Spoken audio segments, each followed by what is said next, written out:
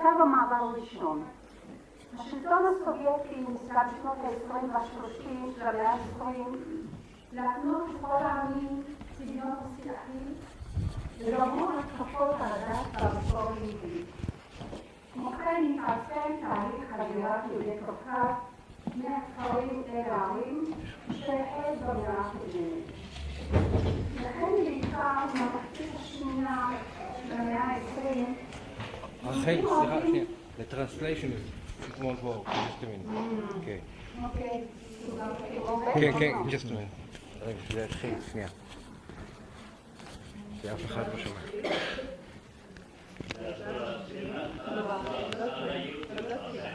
כן. עוד רגע. אני רואה שאין להם מכשירים ל...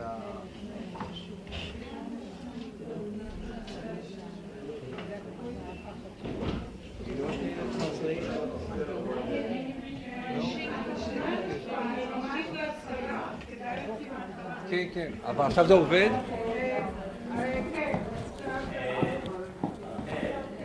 רגע. אז רגע, רחל, רגע.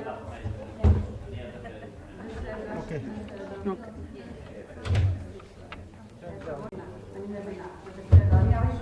מושב מספר 8. Okay, I'm going to be the first speakers. I do hope that everything will work well now. Can we start?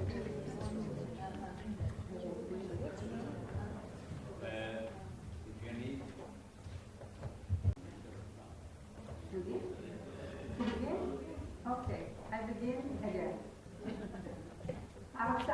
My lecture will focus on changes in the ritual system and in the Jewish family in the Caucasus in two transitional states. The first one is the time dimension that was formed following modernization processes of the Jewish communities in the Caucasus itself. In the 20th century, which grew stronger as of the 1970s and also resulted from their persecution by the communist regime. The second one, in the time dimension, in the space dimension, that was resulted from the migration of the Caucasian Jews to Israel as of the 1970s. I will first present the sociological historical background concerning these two time periods. In the first transitional state, the Soviet regime tried during the 1920s and 30s to give a unified Russian character to all peoples, and the Jewish religion and tradition were constantly under attack. In addition to this, the process of the migration of the Caucasian Jews grew more and more prevalent, and they moved from villages to cities. Hence, mostly from the middle of the second half of the 20th century, many Caucasian Jews were exposed to higher education, the occupational profile changed, the extended family concept became weaker, and changes took place in clothing and the religious lifestyle. And still, traditional customs were kept, including the multi-generational family norms and relations of respect. The second transitional state took place after the immigration of the Caucasian Jews to Israel. During the First World War, the Zionist activity grew wider among the Caucasian Jewry inter alia following the general national revival. After the Six-Day War in 1967, many of the Caucasian Jews fit into the struggle for immigration to Israel. During the 1970s, some 12,000 people immigrated to Israel, mostly living later in the periphery of Israel. Their marginality, their negative stigma, and their difficulties of absorption strengthened their tendency to withdraw from the general population and to adhere to their ethnic tradition. Upon the breakdown of the Soviet Union in the years 1989 to 1996, some 50,000 immigrants came from the Caucasians. Most of them settled in concentrations of the veteran immigrants. They were more educated and more of the liberal professions. Despite the differences between these two waves of immigration, they serve as one community. They perceive themselves as having a unique identity, and the social boundaries of the community are maintained in Israel as well. The theoretical framework of my study. The wedding rituals are a very important type of rituals that are included in the definition given by Alfred van Gennep as rites of passage. Through these rituals, the participants pass from one status to another and change their identity. Van Gennep distinguished three main stages of this rite of passage that are not necessarily chronological: the detachment from the previous social world, the interim liminal stage, and the integration stage with the new conditions and roles. Following Van Gennep, the anthropologist Victor Turner developed the discussion in rites of passage and mostly clarified the meaning of the interim liminal stage, because he sheds light on the basic structure of the culture and serves as a basis for comparison between different cultures. Turner extended the liminality concept and talked about its meaning not only in rituals but also in broader social processes.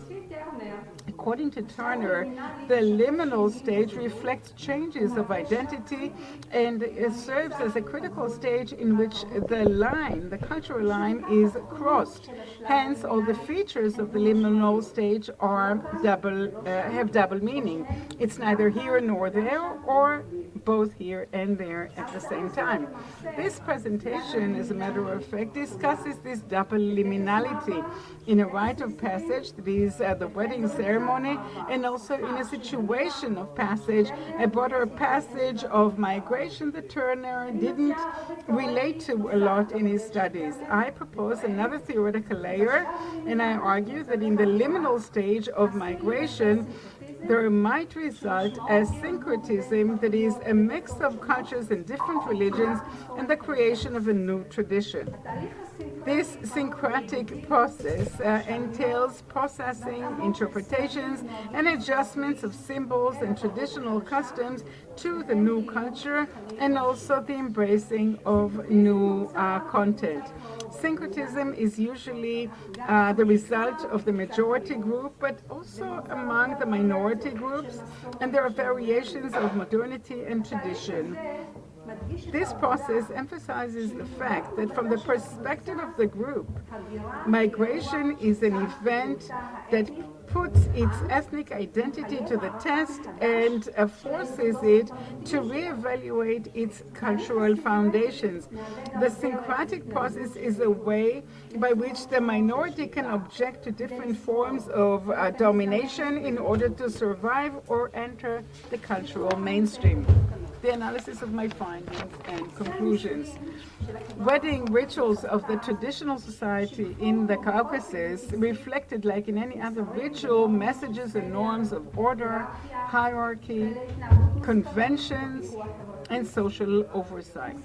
They symbolize the beginning of engagement of the spouses and their families, and mostly the detachment of the bride from her family and her attachment to the family of her husband.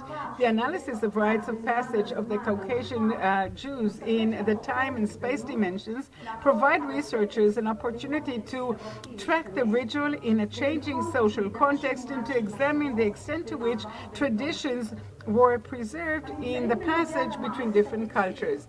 The findings concerning the ritual system in the time dimension is created when Jewish communities in Caucasus underwent modernization processes.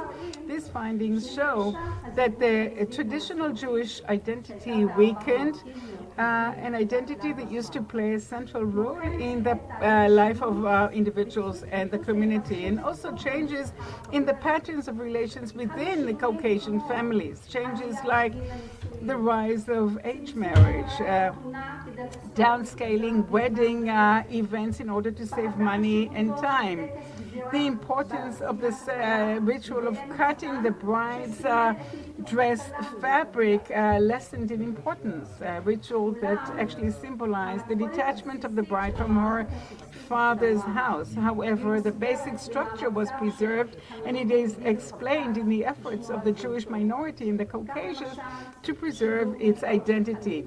Like, for example, the use of a matchmaker that continues, or the procession that led the bride and the bridegroom to the house of the bridegroom. The mother of the groom welcomed the bride with a plate full of honey that symbolized the connection to the new family. The symbolic cloaking of the couple during the wedding ceremony to protect them from the evil eye. The findings concerning the second dimension, that of space, that emerged after their immigration to Israel, shows that their family location and the place of the community contributed to preserve family ties and traditional rituals, including the wedding ritual in the 1970s and 80s. They usually married within their ethnic group. Most weddings were held in the house of the parents of the bride. Hence, the ritual was under the control of the family and its organization in line with the Caucasian tradition. However, changes in the geographic life conditions, economic conditions, and others, and the encounter of the younger generation with new cultural norms led to the opening of a process of syncretism that reflected the features of the changes of the Caucasian family. A central expression to that was the transition of some of the rituals, the wedding rituals, to an event hall where the couple could be freer of the watchful eye of the family. The second wave of immigrants from the Caucasian in the 1990s arrived at a family in which a multicultural approach developed, and they found it integrated in Israel. However, they still experience a very stereotypical attitude. The lack of recognition of their cultural identity strengthens their engagement to the family and the community, a transnational identity, and preserving their traditional customs, including the wedding rituals. It is through these rituals that they wish to declare the way they preserve their culture and the way they identify with their ethnic community. The findings show that the China ritual that is held in the house of the bride's parents, where they put red China paint on the hands of the bride, still holds a very important place in the system of rituals of engagement. But unlike the original custom, it is now mixed with the engagement ceremony. The young Caucasians are not giving up on additional traditions like managing the wedding ceremony by a Caucasian rabbi in the Caucasian language, different foods, music, and dances that are Caucasians, even in mixed marriages, and many couples choose to live very close to the Caucasian family. Having said that, the findings show that in the wedding ceremonies of the Caucasian immigrants from the 1990s to date, more changes are seen. You can attribute these changes to the immigration of more educated people, more modern people in the 1990s, and the internalization of Israeli norms among the veteran Caucasian immigrants. The entry of Western and feminist messages decreased the importance of the ritual for the Caucasian girls in Israel, because despite the way the families had its oversight over it, it is more educated, it is recruited to the army, it is independent, and it works on her own.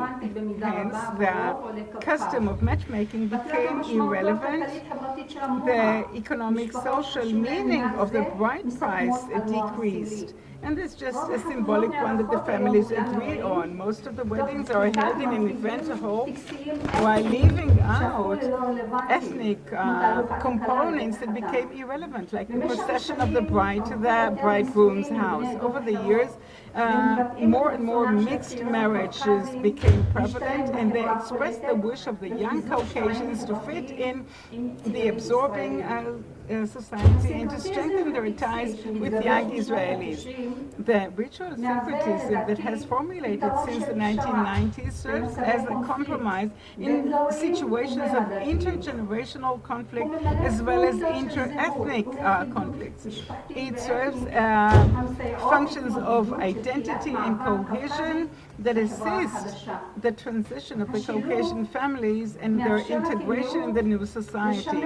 Integration allows it as a minority to preserve its unique culture and addresses the different identities of its members. Israeli, but mostly Caucasian. As one of the interviewees mentioned, and that's the title of my presentation, there in the Caucasus, I was proud of being a Jew and I never hid this.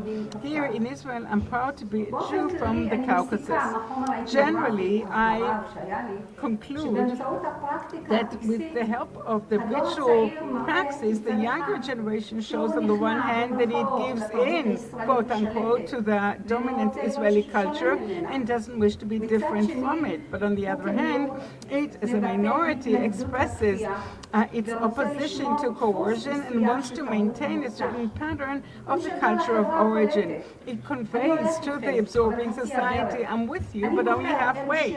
I choose which songs, clothes, dances, and more will be a part of my ceremony.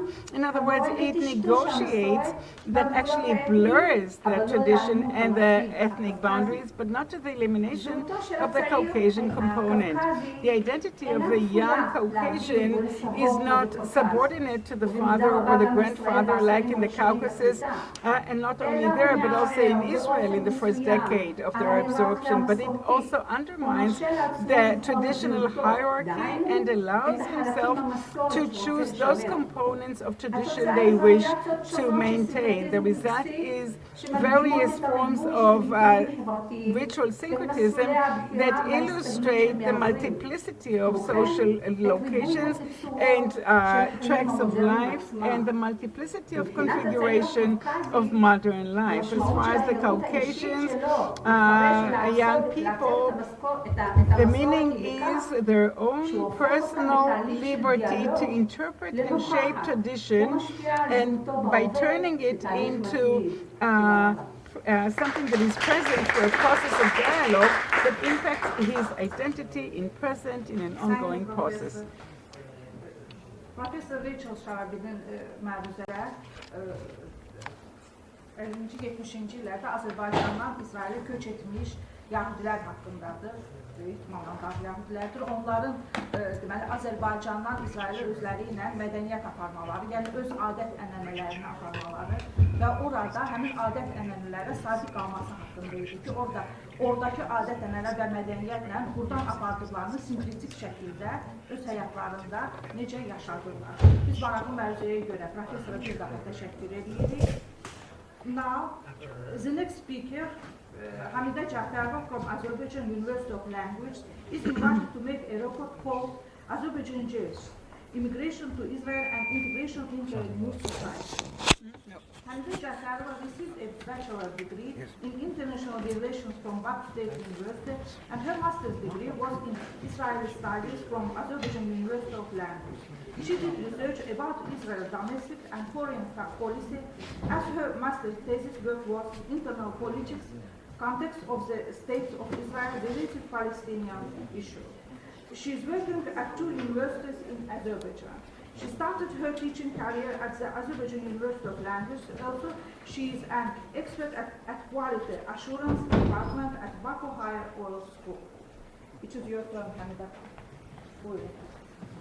Çok sağ olun, teşekkür ederim. Öncelikle hepinizi sağlıyorum. I'd like to say hello to you all. My name is Hamida Jafarova from Azerbaijan University of Languages. I'm a teacher here since I'm mainly dealing with Israel studies, Israel geography, history, and so on. And I am the member of the regional studies department. It's a great honor to me to be co-chair of this session, so I don't want to waste your time and to proceed directly to our presentation. My presentation will be about Azerbaijani Jews, their migration and adaptation in a new society. noteworthy. My presentation would be mainly about conclusions based on conversation and interviews with Azerbaijani Jewish migrated to Israelis. You would be aware about the conversations first. In 90s of 20th century, after collapse of the Soviet Union, Soviet Jews had new opportunities to migrate to Israel.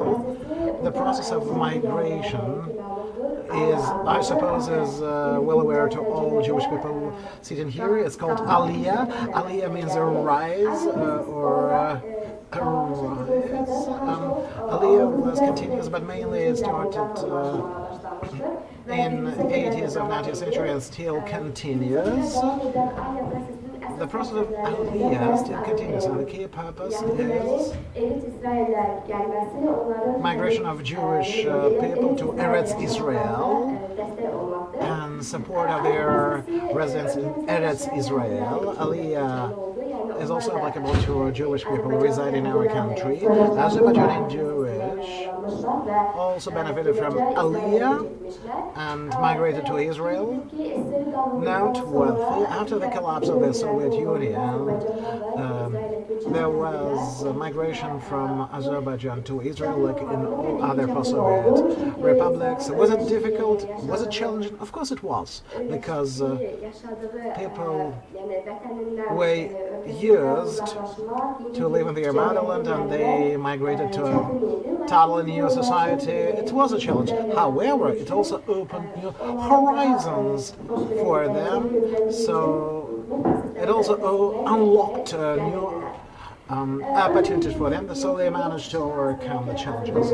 As I said before, my presentation is based on the conversations and interviews with Jewish people moved from Azerbaijan into Israel. So this is the conclusion of my presentation. While conversing with our Jewish compatriots,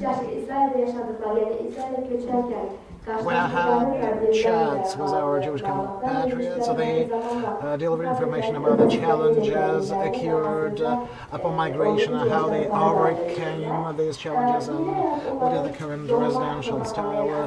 The new life does not bother or muddle them from contacting with their motherland. They still have bonds with Azerbaijan. They have cultural societies and promote Azerbaijaniness. So now I would like to say who I spoke to in Israel. The first person was Benzion Shimoelov. Benzion Shimoelov was born in Azerbaijan and he used to live with his family in Baku. Mr. Benzion, not just Mr. Benzion, but all people who are aware of the process, stated that Aliyah started first in 70s of the 20th century. It was an unlocked opportunity, and Benzion's family also benefited from this opportunity. Also, his family moved to Israel. Mr. Benzion, can you hear me? Mr. Benzion failed to move personally. So Benzion. So to put it more correctly, also Benzion's family moved to Israel. Mr. Benzion failed until 87. He stayed in Azerbaijan and then moved to Israel.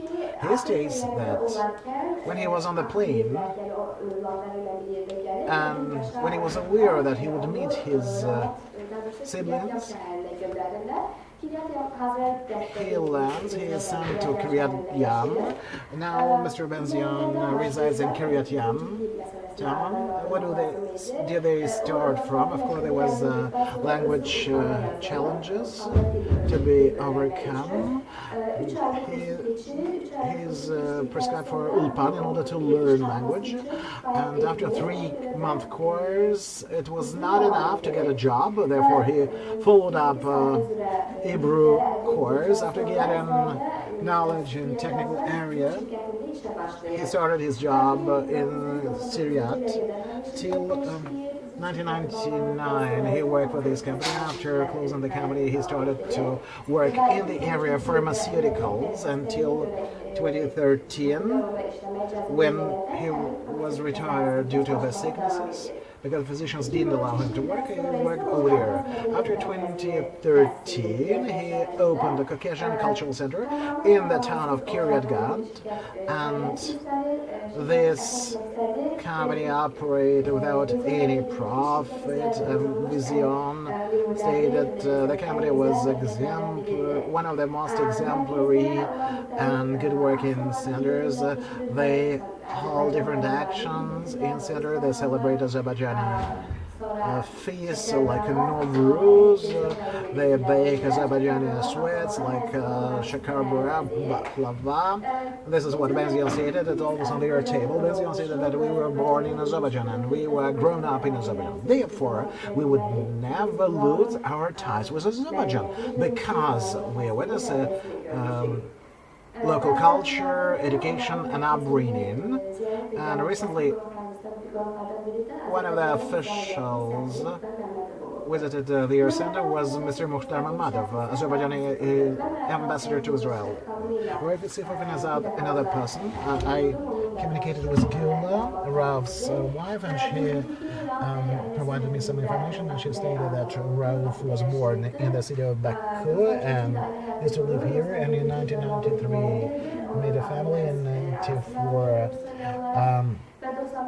he had a daughter, and they called it by the name of his mother. Just in 1995 they moved to Israel. Gula stated that this is applicable to all Jewish people moved from post-Soviet republics to Israel. It's very challenging to move from socialist countries to capitalist countries, but moreover we have got some challenges with language. Also some Hebrew words close to Azerbaijani. We believe that we would not be in position to learn this language. But anyway, they overcame the situation and they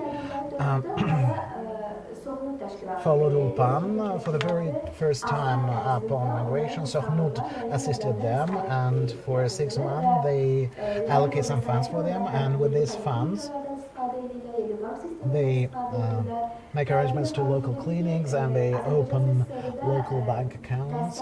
Gila stated that in Azerbaijan SSR healthcare was free. It was very challenging to pay for treatment in Israel, and so Hnut offset those payments. Raul also visits Ulpan. Gula still learning language in Ulpan, but due to financial constraints, Raul had to drop his activities in Ulpan and started working in construction. Although he had work in Azerbaijan, he was a trade specialist in Azerbaijan, but Raul and his family managed to overcome those challenges, and currently he works as a brigade commander in El Al.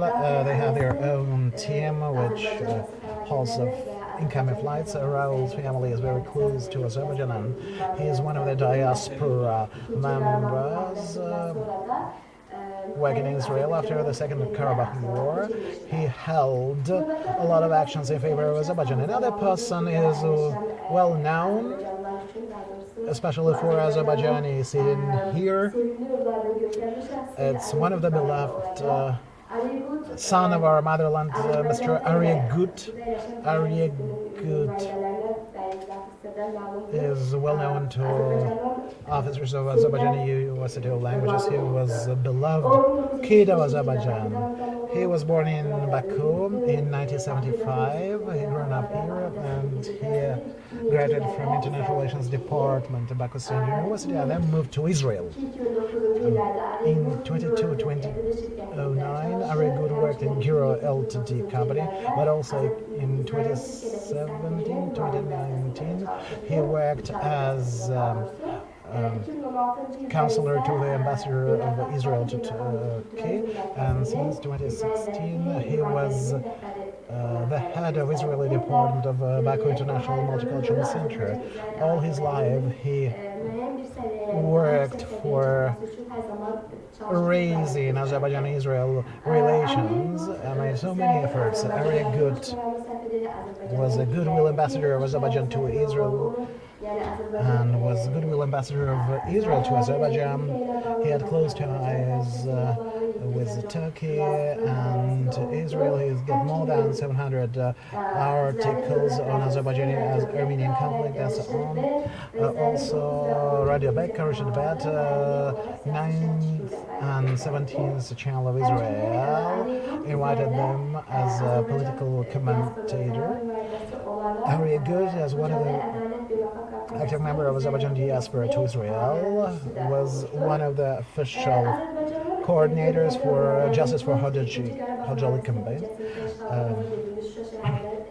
Ari Good paid a visit to the liberated city of Shusha after the Second Karabakh War, but all his life he worked for opening the embassy to Israel, but sadly he couldn't witness it. He suffered for many years from cancer, and in 2022 he passed away. I believe that he might be the very first ambassador of Azerbaijan to Israel, because all his life he strove for raising the level of relations between Azerbaijan and Israel, but sadly he couldn't witness it.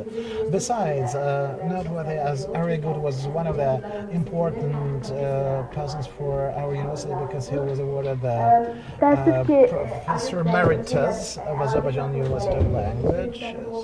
Sadly, since I didn't have connections with Ari Good and couldn't get first-hand information from him, I managed to collect some information from internet in order to deliver to you. And in conclusion, I would like to finalize my presentation with the notion of very good. Just so we had so many challenges in moving to Israel, like all migrants. It's language challenges, system challenges, challenges due to difference in education system, but all they managed to overcome those challenges and catch trains. Despite of all, they managed to find their way, and besides finding their way, they do their best in order to strengthen relations between Azerbaijan and Israel. They identify themselves as Bakuvians, Azerbaijanis, Israelis all the time. Thank you. Thank you, Hamida. Dr. Idit Hazut from Hemdat Academic College is invited to make the report called Educational Involvement of Ultra-Orthodox Movements among immigrants from the Caucasus and Central Asia in the 1970s. Dr. Idit Hazut graduated from the Babylon University of Ramazanova в отделе израилеведения и археологии. Сфера исследования включает в себя религия, идеологические группы, социальные и географические периферии государства Израиля. Исследование включает в себя описание течения, связанные с образовательной системой, с иммигрантами, начиная с 50-х годов. Доктор Идит Hazut преподает в академическом колледже и читает лекции там. Доктор Idit Hazut, слово представляется. תודה רבה. אני רוצה להתחיל מהסוף. יש מצגת, אפשר להסתכל שם, בכל דוברי עברית. עד הימים האחרונים היה נמשיך הרב ליפשיץ, מה עם הקווקזים? בגלל השילום?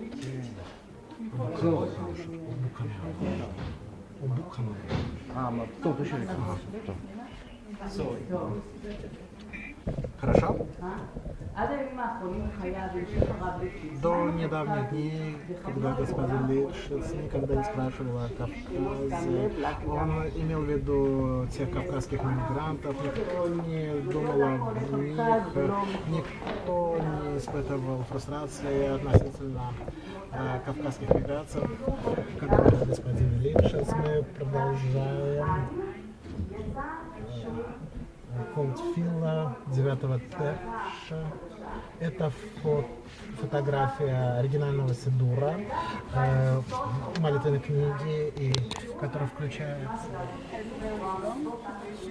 adhering to Judaism under communist rule, despite being faced with persecution, we do hope that they will establish religious communities for the glory of the community. The one who published this Siddur in 2010, perhaps it's hard to see, is Yad Lachim organization that I'm sure is known in other contexts, but not in this particular one.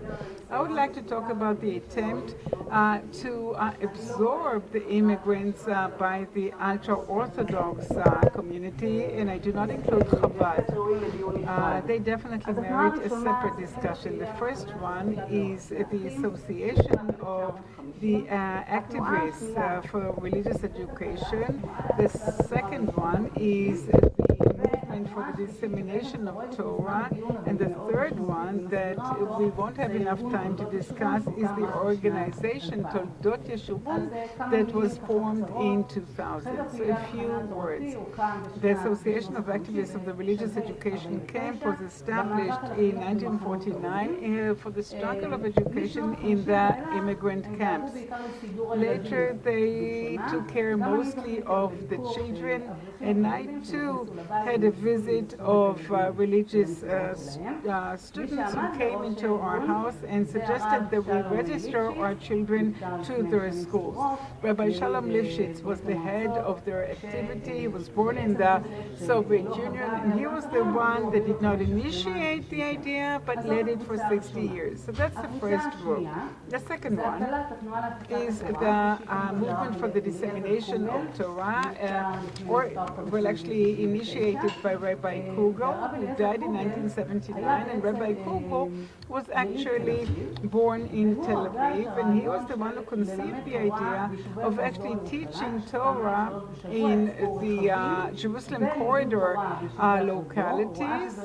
And when he saw that worked, he conceived the expansion of the idea into religious nuclei that would operate in development towns. It's hard to see from the picture, but you can see various such localities where such nuclei operate, and also different kollels and yeshivas in different parts of Israel.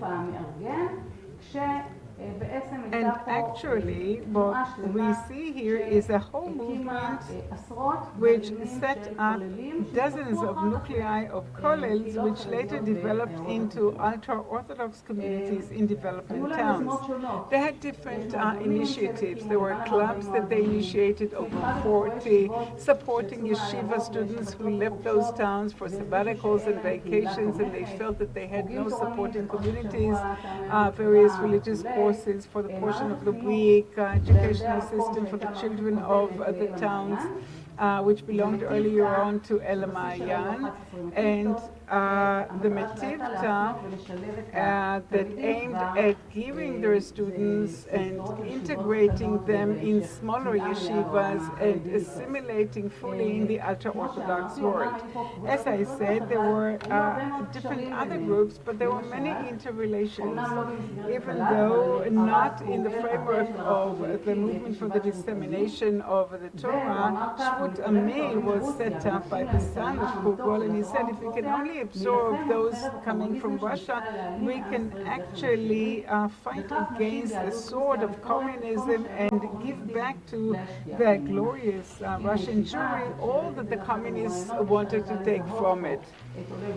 You can see how he could distinguish the Georgian Jewry from there. Toldot Yeshurun is definitely another organization. This rabbi talked also in Shvut AMEA. They wanted to see chavruta, study groups in the afternoon hours, to just regular people, not necessarily yeshiva students, and they also combined community activity to strengthen the tie amongst them. In some of this letter which I will read here, all are dear brethren coming from the Caucasian, coming to the Holy Land, your voice calls out to us, and they cry out to us. These Jews who in the communist countries maintain their loyalty to the Torah and its commandments, and when arrived to Israel they are dispersed and suppressed, and they are placed in mixed classrooms with male teachers and female teachers. As we heard in previous lectures, it's far from reality, but the one publishing it does it in order to raise funds, and the activists are raising funds so that they can get the help to do that. Rabbi Silber from the previous picture, a few months after he immigrated to Israel, was sent to the US, where he says, a Jew, if it was an angel from the sky going to Russia and describes all that the Russian Jewry went through, there would be one of them who remained a Jew. But the fact that they remained their Jewishness is a great miracle that merits every admiration.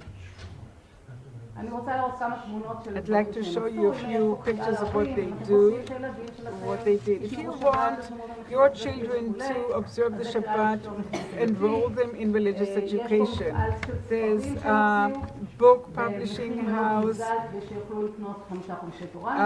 and they sell them like the Pentateuch for a very cheap price. We see the synagogue for the Caucasian Jewry in Beersheba giving out free challahs to the new immigrants. And I don't know if that is exactly the same synagogue, but another one that's very large in Beersheba, a yeshiva that was opened, and it's hard to identify who is of Georgian origin or Bukhara. And as we said earlier, all Israelis think that they're all from Georgia. And a youth club opened in Ashkelon, again geared toward the very same population. If I am to sum up all the efforts done by the ultra-Orthodox, and there were numerous indeed, the first one is the welcome. It's hosting them on Shabbat and holidays, circumcision ceremonies. Rabbi Silber was deeply engaged in it, and I didn't mention the fact that he also released the Aguna, those forsaken women. He flew to Vienna in the 1970s, if you remember, when many came to Israel through Vienna, and he took care of those women who remained there because their husbands left them, and made sure that they would not stay as agunot and receive their divorce. Everything to do with the talit, with the siddur, the prayer book, and anything else that they might need. Youth clubs, the absorption in ultra-Orthodox frameworks to all those who could fit in and those who couldn't. An alternative Jewish framework, for example, near the Ponevezh Yeshiva in Bnei Brak, strengthening Jewish identity by various other means, preparation for the holiday, Kamcha de Pascha before Passover, and assimilating in the ultra-Orthodox community. For that, they set up a foundation, a charity foundation that was called Mishan La'oleh, that helped them purchase apartments to live in. But what happened among the Georgian Jewry and also the Bukharan Jewry in a very, very significant way did not happen among the Caucasian Jewry, and that was to try to maintain their uniqueness within the ultra-Orthodox community. And the question is, what were the results? And the results indeed were not satisfactory, to put it mildly, and after 60 years or 50-some years of activity, Rabbi Dymshits still deplores it. We actually missed the Caucasian Jewry.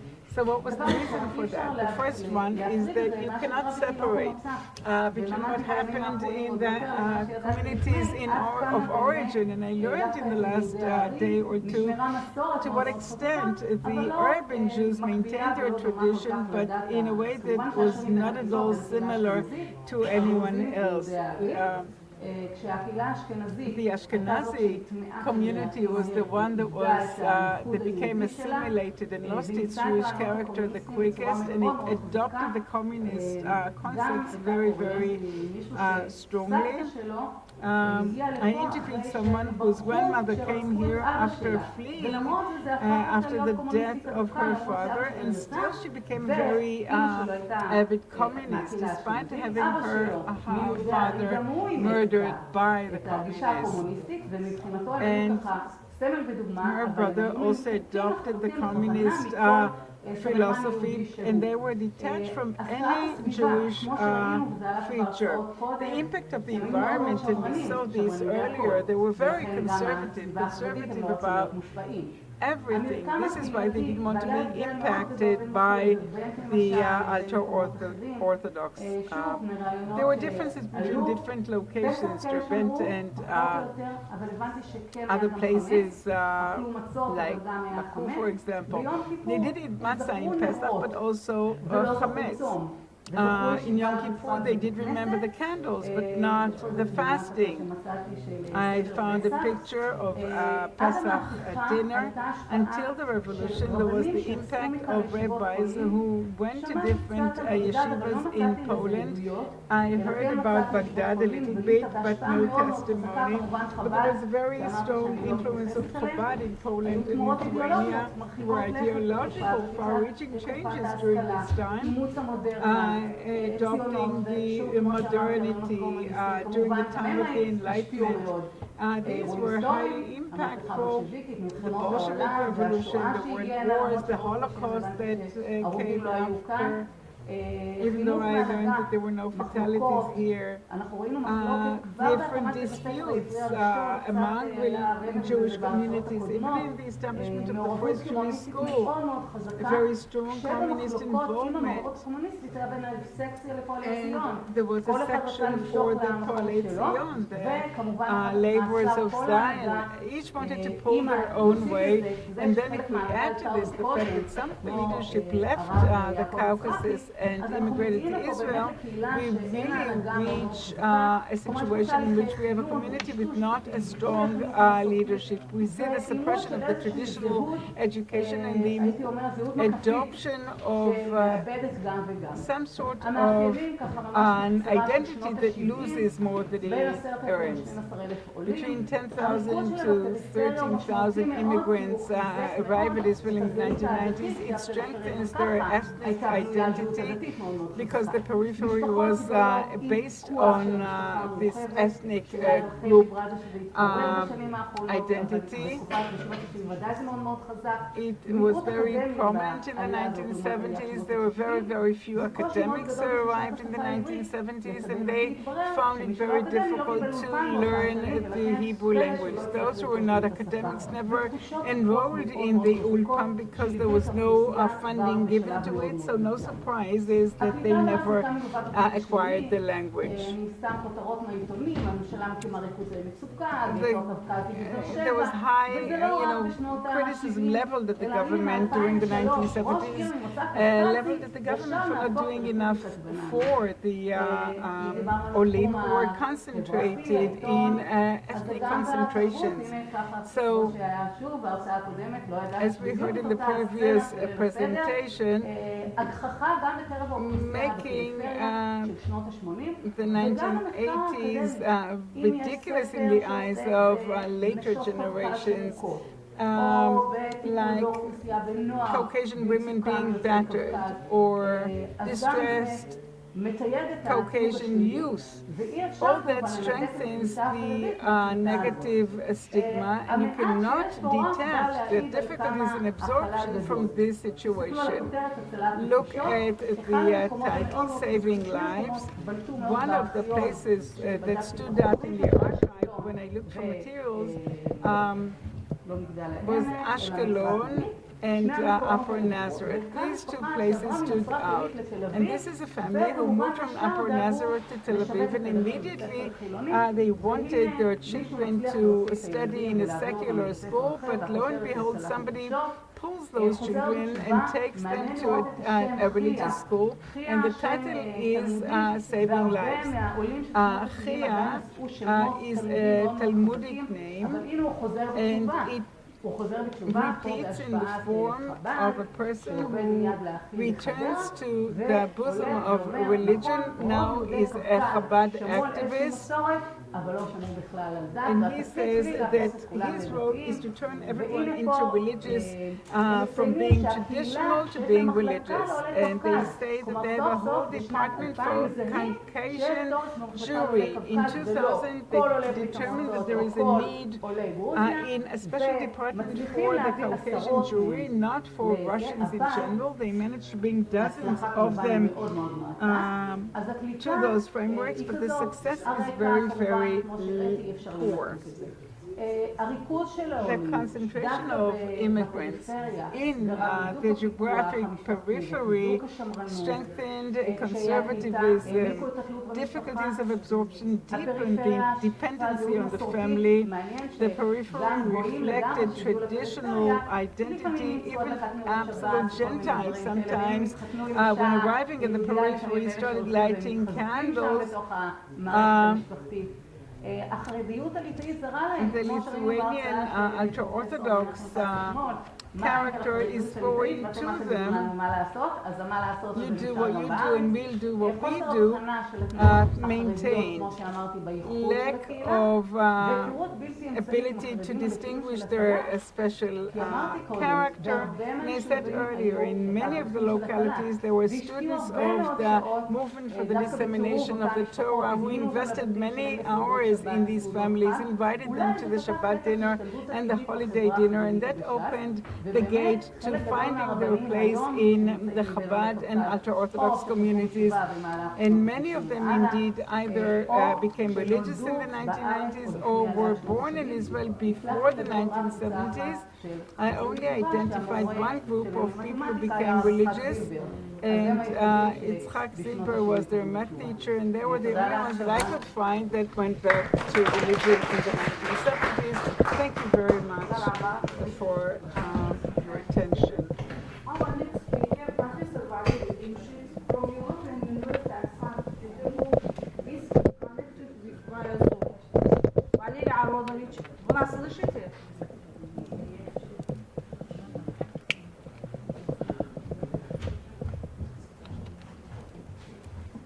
Valery Aronovich.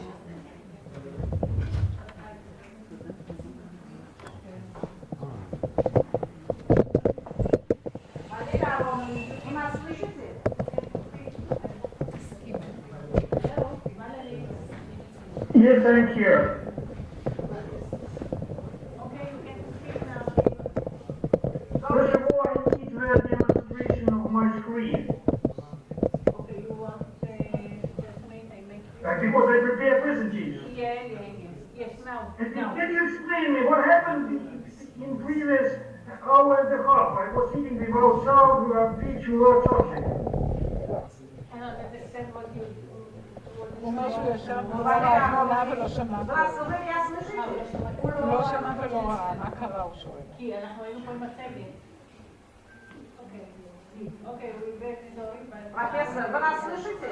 Последние несколько минут я услышал ваш звук.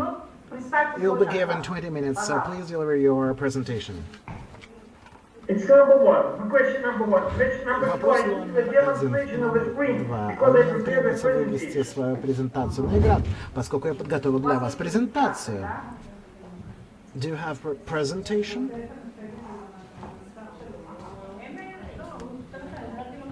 Окей, мы видим вашу презентацию. Хорошо. Okay, we can see your presentation. It's displayed. Can you see, what about Видите my ли вы screen? мой Is it экран? visible? Виден ли он Yes, вам? yes. Да, да. So my screen is Что ж, visible and I мой can экран start. виден, и я могу начать свою презентацию. Да, пожалуйста, начинайте.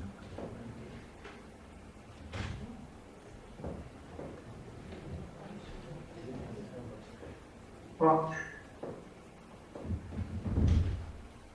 it's a very strange conference. Странная конференция. Я никогда не видел данной конференции ранее. Могу я начать или нет? Да, пожалуйста. Добрый день. Меня зовут Валерий Дymshits. Я из Санкт-Петербурга, России. Я представляю Европейский университет Санкт-Петербурге. Моя презентация посвящена миграции нового общества. горских евреев из Пятигорска. Это очень необычное событие, которое произошло 30 лет назад. Это было своего рода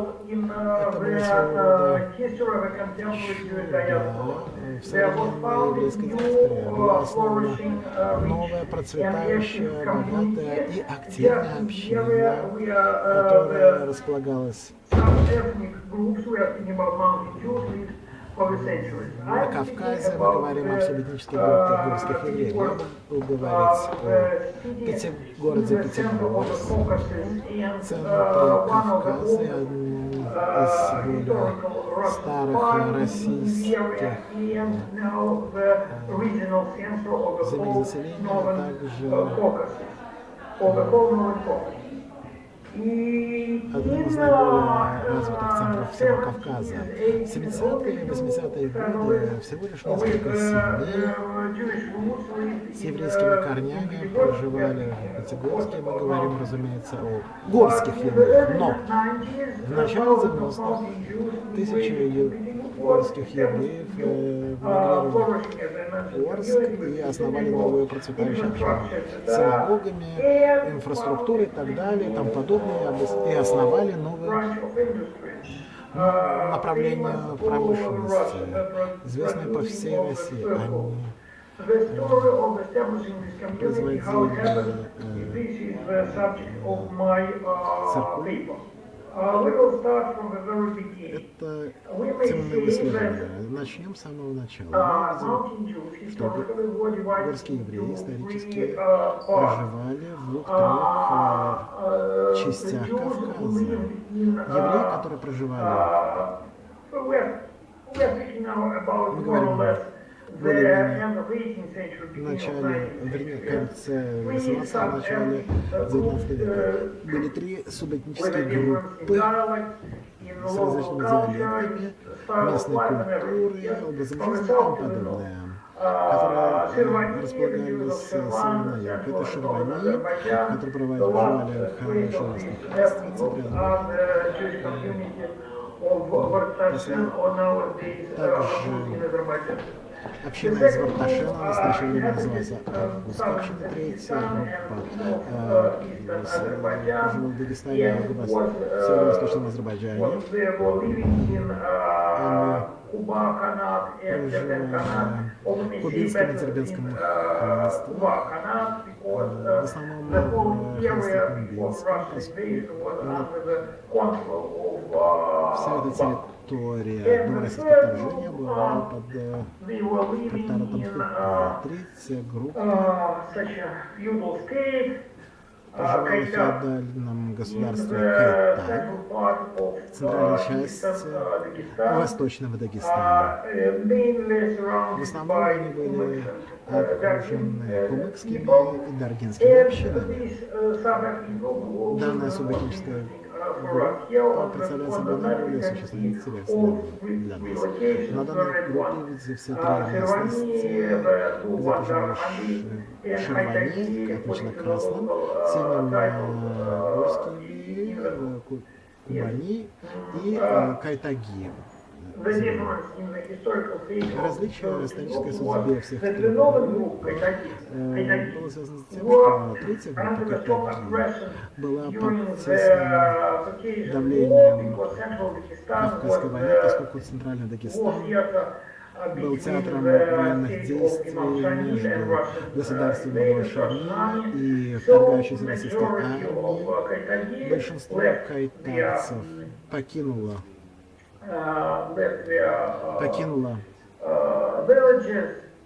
свои села и мигрировали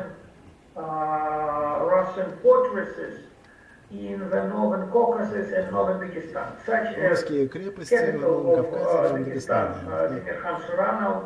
Столица Дагестана Тимирхан-Шора, который известен сейчас как Буйнакская, порт Петровск, который ныне известен как Махачкала, Грозный, Нальчик, Кизляр, Хасавюрт, Моздок и так далее. they were the first migrants among Они были первыми переселенцами русских original villages. They left their style of Они life, their economy. потеряли свои села, они изменили свой образ жизни, экономической деятельности, они искали новые возможности для занятий. Многие из них стали ремесленниками, которые работали вблизи русских крепостей, как я уже отмечал. А сейчас мне хотелось бы перейти к Пятигорску, поскольку ядро Пятигорской общины были созданы данные местной субъектнической группы как такие. Только несколько семей русских евреев проживало в Пятигорске, а сейчас более 40 тысяч. Сейчас у них есть 2 синагоги, и вся инфраструктура общины существует, это общинный центр благотворительности, школа, и так далее. Это очень редкое событие нашего времени, когда формируется новая община в диаспоре. Пятигорская община занималась производством и шоу вы видите интерьер Пятигорской синагоги, на левостнике справа видите объявление, посвященное пятигорским мехам.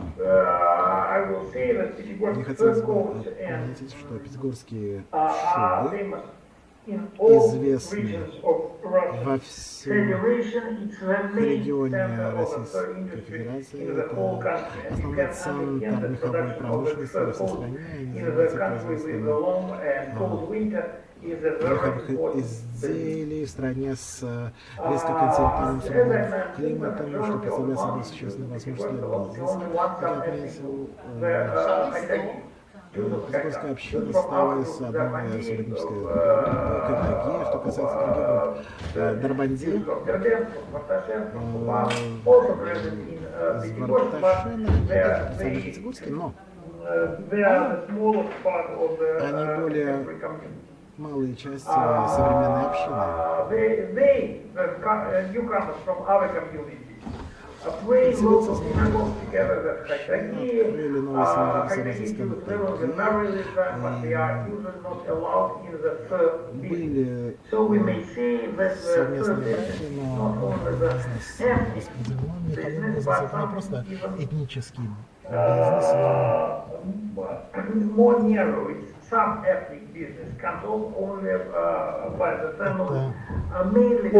субэтнический бизнес, который является мигрантами, в основном из Нового Дагестана, переселенцев, большинство приезжающих в Пятигорск были из Дагестана, Ashkelon, Идит, Азербайджан, Чечни, Грузия, Кабардино-Балкария, Осетия, Востока и других местах. Причина миграции была достаточно понятной, трагической. Это, конечно же, преступность, ужасная ситуация, в которой столкнулся Дагестан, это насилие, криминальное насилие в Дагестане, несколько позже Кабардино-Балкарии в 90-е годы сформировалась сложная ситуация, были проведены 2 военные кампании в Чечне, в Грозном. Грозненская община была полностью разрушена. Интересно, что большинство евреев из Дагестана и Чечни мигрировали, разумеется, в Израиль, многие из них в Москву, многие из них также поселились в Пятигорске, основали новую общину. Некоторые также переселились в Маджалис, исторического центра казахского уцмийства, несмотря на то, что они проживали ближе к Азербайджану, а не к Пятигорску. Последние евреи покинули Маджалис приблизительно 10 лет назад. А сейчас на данном слайде вы можете увидеть карту распределения общин в Кавказе. Это в Российской Федерации, Пятигорск отметил красную. Видите другие республики местности, откуда еврейские общины продолжают мигрировать в Пятигорск. А сейчас Мы хотели бы проанализировать, каким образом русские евреи осуществили миграцию и основали новое направление промышленности. Мой анализ основан на полевых исследованиях, проведенных во время экспедиции Пятигорск в прошлом году и в начале этого года. Шаг первый. Под влиянием Кавказской войны горские евреи были вынуждены переселиться в российскую крепость. Второй шаг. Вы знаете, что горские евреи были в основном ремесленниками, которые занимались сельским хозяйством. В других местах они искали новые сферы приложения своего труда, многие горские евреи в 19 веке Грозные, Хасавюрты, стали дубильщиками. Они жили вблизи русских крепостей, там был большой роль для производства кожи, ботинок, кожаных изделий. Вследствие этого горские евреи стали дубильщиками кожи, кожедубами. Это были самозанятые люди, которые стремились работать с разбитым правительством для того, чтобы стать членами государственных предприятий. Начали закупки продукции, я не уверен, что все они справлялись с своими принципами. Особенно с принципами советской экономики, но были две возможности в Советском Союзе. Вы могли бы быть работником на госпредприятии или же работать в системе кооперации.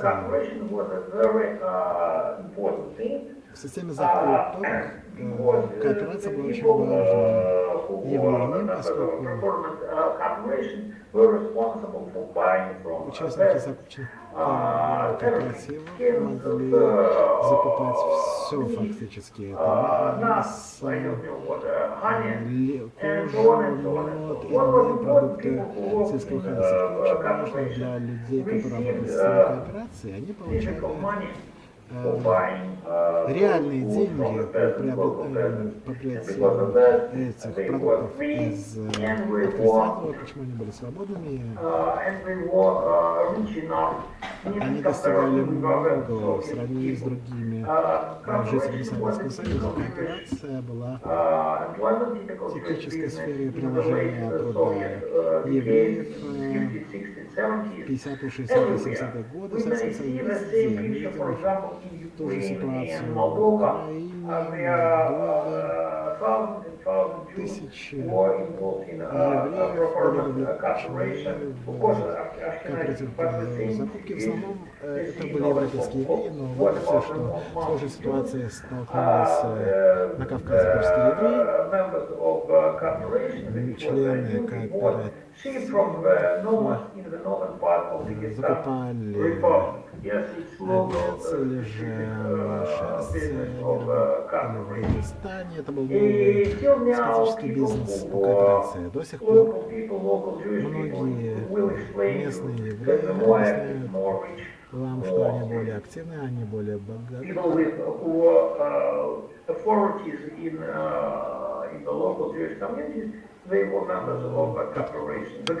Поскольку они были заготовителями, они были членами кооперативов, я могу процитировать высказывание с интервью одного жителя Пятигорска, который работал заготовителем в Дагестане. Я работал там долгое время, в деревне, я платил за шкурки, я передавал их на склад, мы закупали овечьи шкуры сырье, мы закупали шкурки, мы за 10 рублей и передавали за 19-13 рублей. Мы приобретали в Ногайском крае, Туркменском, Даргинских районах, когда видим, что степные районы Дагестана в основном были кочевными районами, ногайцев, туркменов. И последние годы Советского Союза был очень тесно связан с этим переселенцем. Сам данный интервью происходил с Kedem, Дагестана. Четвертый шаг. Секунду. Еврейские законодатели в кооперации, поскольку они отцы,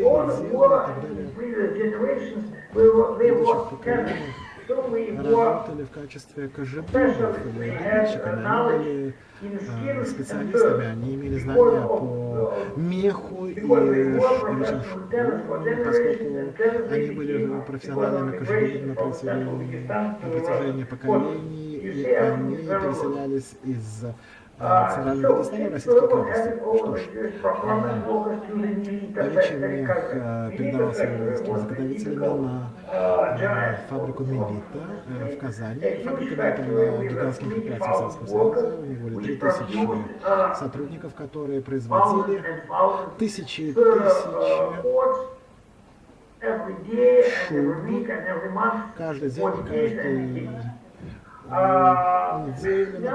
десятилетия. Сейчас мне хотелось бы процитировать отрывок из интервью, которое мы провели с курским евреем. Это был основатель более процветающих предприятие по производству механизмов. Основное предприятие было в Казани. Фабрика Мелита. Мелита перерабатывала десятки тысяч шкурок в день.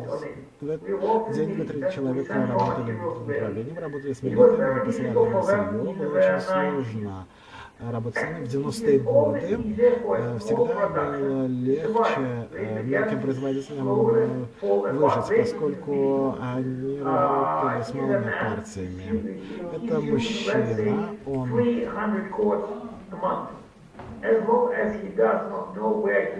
работал большой объем в месяц, если он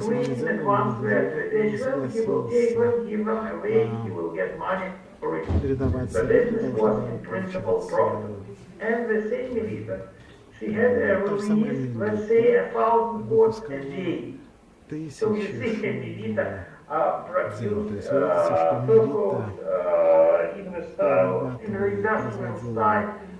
шубы промышленным способом, это не просто высокая мода.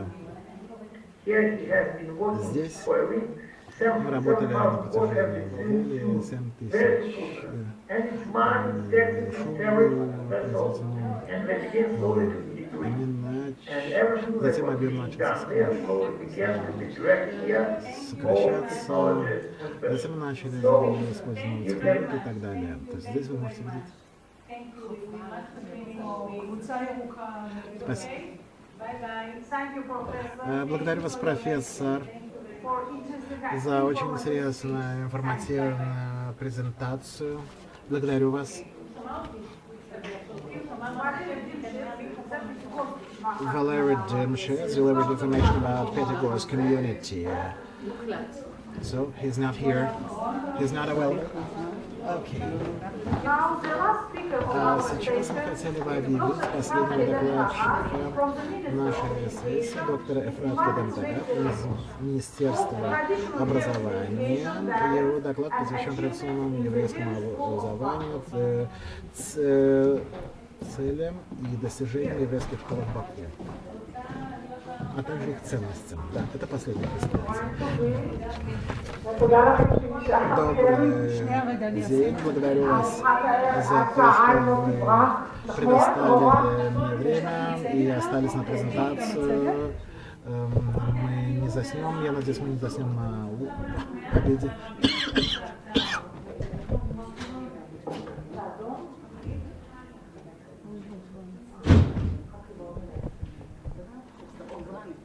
אני אעשה את זה מהר ככל האפשר, אבל בעצם הפנים שלכם צריכים להיות... Постараемся провести презентацию сколько быстро, насколько возможно. Вы можете обратить внимание на презентацию, поскольку презентация сопровождается фото и видеоматериалами.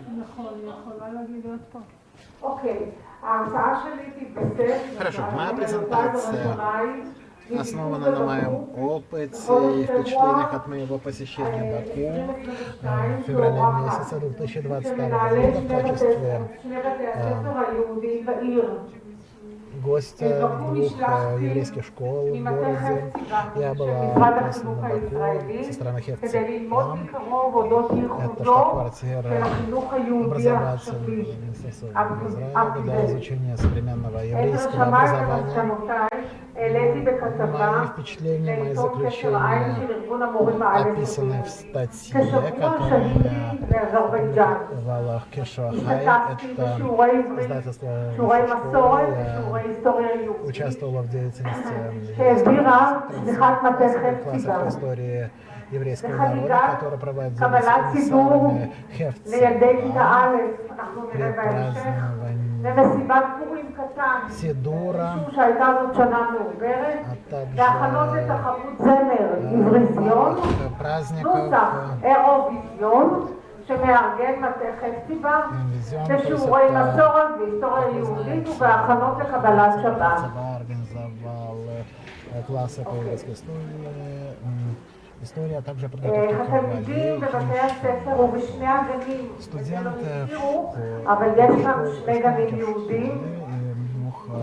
הם תמהיל משלוש הקהילות, אתם כבר מכירים את האינפורמציה הזאת, אני רק חוזרת אליה בקצרה, המרכיבות את יהדות אזרבייג'ן. ו30,000, כן, אז אל תתפסו בבקשה במספרים, כי זה נקודה רגישה, ש30,000 יהודים זכאי עלייה מהווים 3 קהילות, אנחנו כבר יודעים. לפני כ-130 שנה הגיעו יהודים אל אזרבייג'ן מגיאורגיה, הם מהווים את 10% יהודי המדינה, להם בכנסת משלהם, ודאי הכרתם והתפללתם. באותם שנים הגיעו יהודים מרחבי ברית המועצות לשעבר ומפולין, לא נשכח לציין את זה, הם מהווים כ-20% מיהדות המדינה, גם להם בכנסת משלהם, ושם התפללנו גם. אלה היהודים האשכנזים.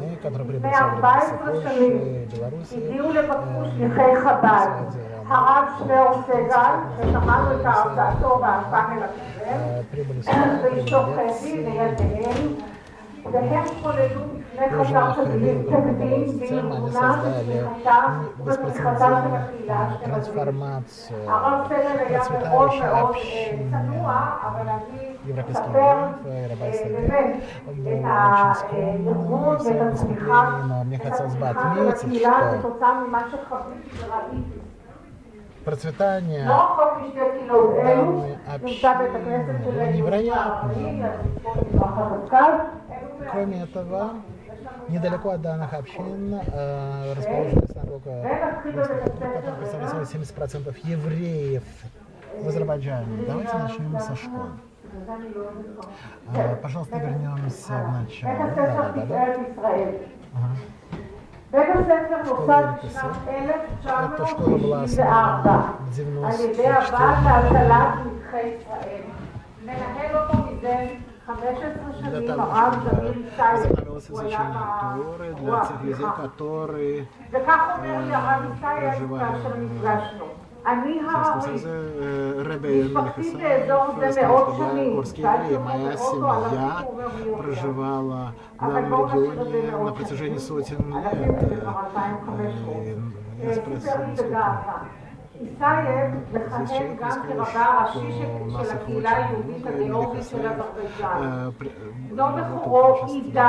главного раввина грузинской общины также. Дан, его старший сын, выпускник школы в 2000. עלה В לישראל 2018 году он участвовал בספטמבר האחרון в ולומד Олимпийских במכון играх по ивриту. Он эмигрировал в לימודים של Израиль и פיזיקה, גיאופיזיקה обучался ולימודי הנדסה מאוד מאוד физике, גבוהים. геофизике זאת אומרת, מחשב, אני חושבת. в הלימודים בבית Киевском הספר, университете. Он ששוכן призван במרכז к בקום, ממש изучению ממש данного במרכז, направления. בתוך בית ספר Данная школа אזרי. расположена в центре זאת אומרת, הוא Баку, אגף среди נפרד בתוך בית азербайджанских ספר школ. אזרי. Это לומדים בו отдельный класс в азербайджанской школе, начиная с детского сада до 11 класса. Школьники обучаются национально, поступают в школу, לבית הספר затем תפארת могут ישראל, поступить в колледж. רוסית, אזרית, עברית, Языки преподавания в данной школе русский, азербайджанский, иврит и אז 5 שפות לומדים התלמידים כאן. английский.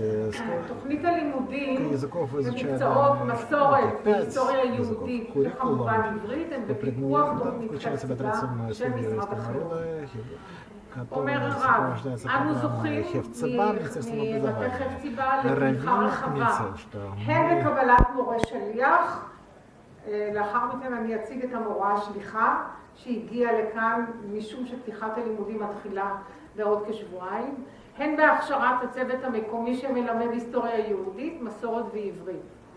תוכניות במקצועות האלו פותחו והותאמו לשימוש בתי ספר במדינות חבר העמים לשעבר. מדובר בשימוש בטכנולוגיה עכשווית אשר השליח ומורים מקומיים מקבלים על ידי מדריכים ממטה חפציבה, הכשרה אינטנסיבית בחודשי הקיץ ובמהלך שנת הלימודים. באלו פרויקטים של מדינת ישראל משתתפים התלמידים. הם משתתפים בפרויקטים של בתי ספר תאומים. הם משתתפים בפרויקט מושקע ביותר, מסע שלי לישראל. וגולת הכותרת, זה האולימפיאדה, אני אדבר בהמשך, אולימפיאדה במסורת יהודית, בהיסטוריה יהודית ובעברית. ציינתי קודם שעידן ישראל ב-2018 הגיע למקום ראשון בעברית. תאמינו לי, כמי שהייתה 5 שנים בשלוש מדינות חבר העמים, הידע שנדרש מהתלמידים לא מבייש תלמידים שלנו בחטיבת ביניים עד תיכון. זאת אומרת, הבחינות הן באמת קשות.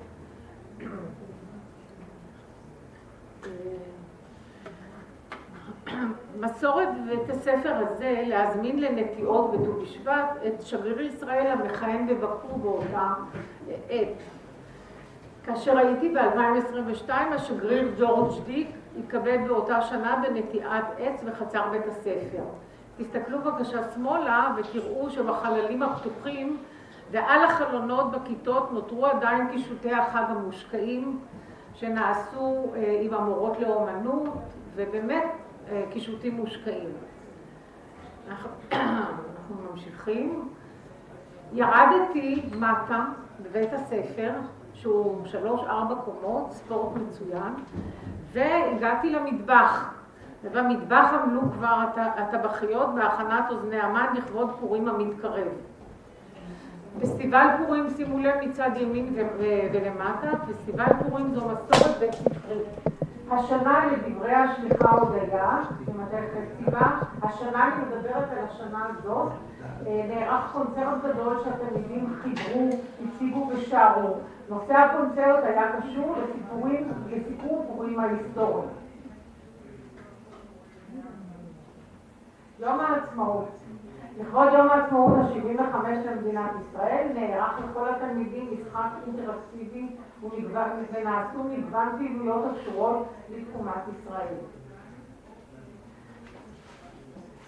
אז במה גאוות מנהל בית הספר? גאוות מנהל בית הספר היא על הבוגרים הנשארים בקשר הדוק לאורך שנים. רובם היום, אנחנו מדברים אקטודל, עומדים להשכלה גבוהה. רבים עולים לישראל, משרתים בצבא, משרתות בצבא ובשירות לאומי, ושומרים על יהדותם ועל הערכים שהוגדו להם בבית הספר. אנו עושים כמיטב יכולתנו להחזיר עטרה ליושנה, אומר הרב זמיר ישראל, למנוע התבוללות, להבנות אהבת ארץ ישראל ולחזק את הזהות היהודית זאת תוך הפניית השכלה גבוהה רחבה ואיכותית על מנת לסלול דרך לעתיד בוגרינו. אני הבאתי חיזוקים מדבריו של הרב משני בוגרים. הבוגרת הראשונה זאת רונית, בואו נשמע מה היא מספרת. רגע, הכל.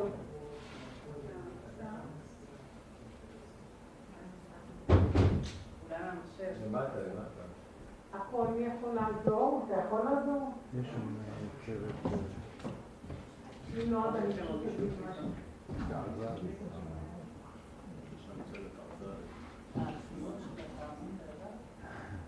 לא, יש שם צוות אחים. לא, מקודם... Надо было это видео загрузить туда, и тогда мы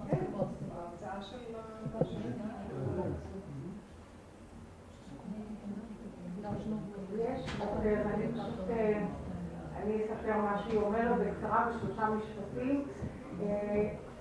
הסיפור של רונית היא בת יחידה למוריה, וכתוצאה... לכולם, שמי רונית, והיום אני אספר לכם את הסיפור שלי. נולדתי באזרבייג'ן בעיר באקו. שלום לכולם, שמי רונית, והיום אני אספר לכם את הסיפור שלי. נולדתי באזרבייג'ן בעיר באקו. והתחלתי ללמוד בבית ספר ועד להצלה, בית ספר מאוד טוב שמאוד נהניתי ללמוד בו, ולמדתי שם מכיתה א' עד סוף כיתה ט'. מאוד נלחמתי בשביל לעלות לארץ כי ההורים שלי לא רצו שאני אעלה. בסוף עליתי בכיתה י' דרך נעלה, ליד בית ספר מינון שנמצא על ההר הכרמל, ובעצם למדתי שם 3 שנים. אחרי הבית ספר ישר הלכתי למכינה דם צבאית, מכינה שנקראת מיתרים לכיש, שבמכינה הזאת כולם היו צברים חוץ ממני, ובעצם בזמן המכינה עשיתי קורס של הנחיית קבוצות ודרך הסוכנות היהודית, והדרכתי בקיץ אחרי סוף מכינה, הדרכתי בקיץ באוקראינה ובאזרבייג'ן, במחנות קיץ של הסוכנות היהודית, ואחרי זה התגייסתי לצבא. שירתתי באוגדת איו"ש, זה בסיס ליד רמאללה, שנמצא ממש ככה בבית אל. הייתי שם מש"קית שלישות ומאוד נהניתי, ואחרי שחרור ישר התחתנתי עם בחור שהכרתי אותו בתיכון, קוראים לו דוד, כרגע הוא בצבא, הוא משרת בתור נגד בדרגת רס"ל ביחידה מובחרת, ביחידת קומנדו, ועוד מעט הוא משתחרר וממשיך את דרכו בביטחון. ואני כרגע עובדת בימינו, אני מדריכה בפנימייה שם, ובעצם כן חזרנו לעשות את השליחות שלנו, ואני חייבת להגיד שבאמת מי שהשפיע עליי כל כך חזק וכל כך טוב, זה באמת שליחי חפציבה שהיו אצלנו בבית ספר במשך כל השנים האלה, ולימדו אותנו תורה, ולימדו אותנו מצוות, ונתנו לנו מלא ערכים שיש לנו עכשיו, ואני מעבירה אותם הלאה. וזהו, זה הסיפור שלי. תודה רבה.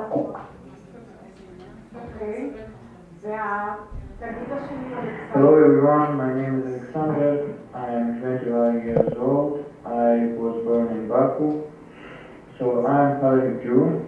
I studied in Jewish school in Baku, I studied there 11 years. After my graduation, I wanted to have higher education and a good profession. I moved to Moscow for 4 years, completed a bachelor's degree, and received a profession in electronic products. But I want to live with no limits as a Jew, and therefore immigrated to Israel. Now I'm standing in Yeshivat Toldat Shirun in Jerusalem in 9 months. The time I arrived to Israel. I am satisfied with my life, chosen and happy.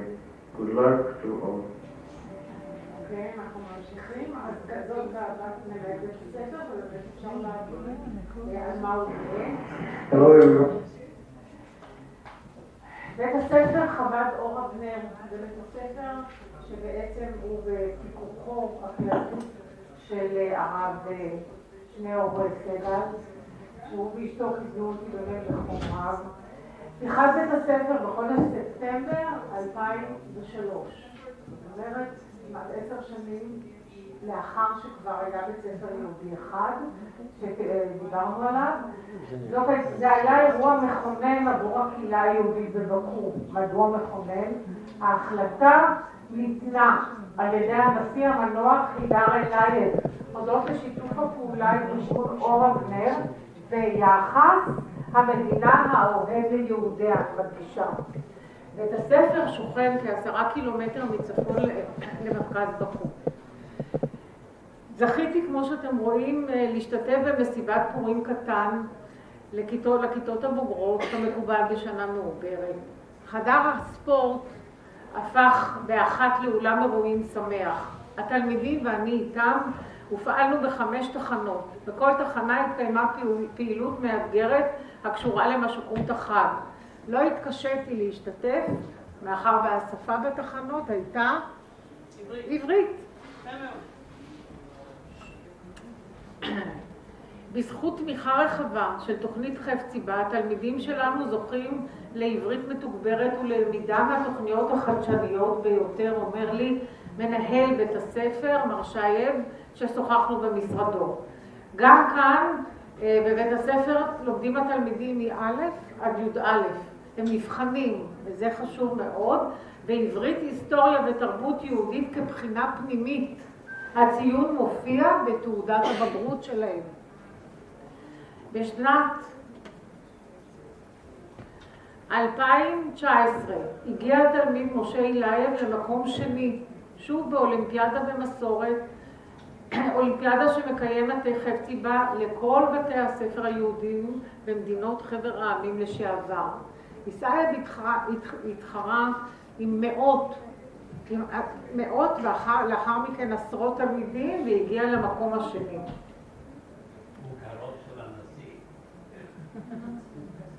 הבן של תשאלנו הוא הבן של הנשיא, אמרתי הבן של הנשיא. לא, גם אני לא מבטאת, אולי אני לא מבטאת נכון, הוא אמר לי כמה פעמים, אילייב, סליחה, אילייב, כן, משה אילייב, אבל איך אתם מבטאים את זה? יכול להיות שאני לא מבטאת את זה כל כך נכון. אוקיי. טוב, טקס מסורתי בבית הספר הוא טקס של קבלת סידור, גם בו אני השתתפתי, שנערך מדי שנה לתלמידי כיתות א' בשיתוף ההורים. זאת הייתה לי הזדמנות לפגוש גם את ההורים, לשוחח איתם ולשאול אותם על הסיבות שאם הם גרים בקצה השני של בקו, מדוע הם שולחים ילד קטן בן 6 לנסוע לפעמים שעה בבוקר ושעה כשנגמרים הלימודים, והתשובות כבר נראות פה על המסך. התלמידים הנרגשים, הלבושים בגדי חג, עלו בזה אחר זה לקבל מידי מנהל בית הספר, הרב סגל ואשתו, מנהלי אור אבנר, ומחנכת הכיתה את הסידור. לדברי חבי סגל, אשתו של הרבנית חבי סגל, התלמידים מתחנכים למנהיגות ולהתנדבות. הדבר מתבטא בתנועת הנוער אנרג'ו, אנרגיה יהודית. בה תלמידים בוגרים וסיימו את בית הספר, מדריכים את הצעירים. רבים מהם מצטרפים גם למסגרת נעלה. ופרט חשוב, שבשנת 2019 כיכב בית הספר בין 20 בתי הספר הטובים במדינה. מזה 3 שנים מתקיימת בחסות הקהילה היהודית בשעות אחר הצהריים תוכנית של בית ספר בלתי פורמלי, הנקראת סמארט ג'י. התוכנית מתקיימת אגב לא רק בבקו, היא מתקיימת בבתי ספר נוספים במדינות חבר העמים לשעבר. והתוכנית, וזו הנקודה החשובה, משתתפים תלמידים יהודים שלא לומדים בשני בתי הספר, או גם כאלה שלא לומדים, הם מגיעים מרחבי העיר. התוכנית מופעלת לגיל הנמוך, כלומר בית ספר יסודי, 4 פעמים בשבוע בבית ספר אור אבנר, ופעמיים בשבוע במרכז הקהילתי לתלמידים הבוגרים. קיימת בחירה מגוונת בקורסים. כך למשל נלמדת אנגלית ברמה גבוהה, בעזרת ציוד טכנולוגי משוכלל. קורס בנושא יהדות המתייחס למעגל השנה היהודי, גם כן אופציה, ואז תלמיד שאינו לומד בבית ספר יהודי מקבל באמצעות קורס כזה ידע על מסורת ויהדות ומתקרב לשורשיו היהודיים. בתחום ה-IT מתקיים קורס אנימציה מפלסטלינה. תפתחי בבקשה, אודיה. מתקיים קורס אנימציה מפלסטלינה, ומטרתו לספר את הסיפור האישי שלי וליצור ממנו. Зачем? Мы смешно оставим все равно, кто-то тут уберет обязательно. И я буду делать, как тут делать? Посмотри, как тут грязно. Надо прибраться, не поэтому самими мешками-то. Вот я нашел большой пакет, я тоже. Весь за уборку. Ой, другие тоже увидят и будут там помогать. Сколько же тут мусора? Мама, посмотри, мы убираем мусор, поэтому им поможем. Абуля, посмотри, что они делают? Они убирают уже 3 грамма чистом поле. אוקיי, הסיפור, למי שלא דובר עברית, מספר על ילד שפוגש בדרכו, רב שאומר לו שהוא הילד יכול לתקן את העולם ושימצא לכך את הדרך. אחת הדרכים לעשות את העולם יותר טוב היא לשמור על הטבע. לדברי חדי סגל, לתוכנית גישה ישראלית פתוחה, מלמדים במורים מקומיים שעוברים תודה רבה. הכשרה יסודית ואינטנסיבית. בימי ראשון מופעלים זה רמז כבר, למי שהיה בפאנל הקודם, רמז הרב סגל, בימי ראשון מופעלים על ידי מדריכים מקומיים 3 מועדונים לצעירים. מזה 8 שנים. ופה אני רוצה באמת לציין את הפעילות המיוחדת של הרב סגל, שאותי מאוד ריגשה ומאוד הרשימה. מזה 8 שנים יוצא הרב סגל בכל קיץ לטיול עם קבוצת הצעירים ליעד באירופה שנבחר לכך בארגון ביחד. היום האחרון מסתיים במחנה השמדה אושוויץ. גיבושם של הצעירים וחיזוק הזהותם היהודית היא המטרה לשמה הוא משקיע את מרב מרצו. השנה, אם תראו למטה, בתמונות, השנה הוחלט לצאת למרוקו. שאלתי למה מרוקו, והתשובה הייתה מטרה נוספת בטיולים האלה, היא גם להיחשף לקהילות יהודיות בעולם ולראות עצמם חלק מהעם היהודי באשר הוא. ואנחנו מסיימים, אז אנחנו מסיימים רק בעבריזיון, בתחרות עבריזיון שמארגן מדי שנה מטה חפציבה, זכו בשנת 2021 תלמידי בית הספר חב"ד אור אבנר במקום הראשון. כדי שאני אשחרר אתכם בהפי אנד אנחנו נקשיב לקליפ, ועם הקליפ הזה אנחנו ניפרד. תודה רבה. השיר אני שעתה לשבת העולם.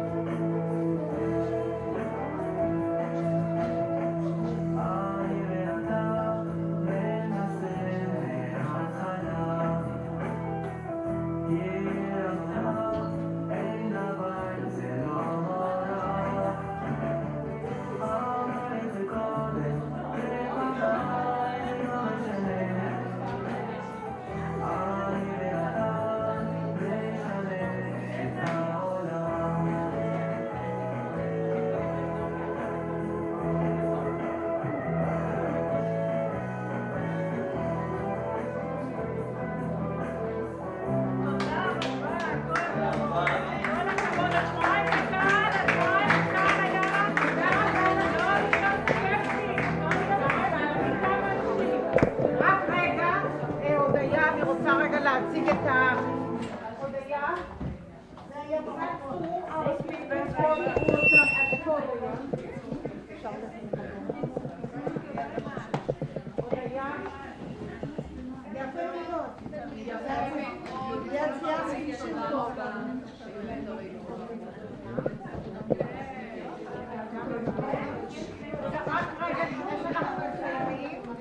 זאת הודיה, השליחה שעשתה את החיים, שזכה במקום ראשון, שמלמדת בשנה רביעית,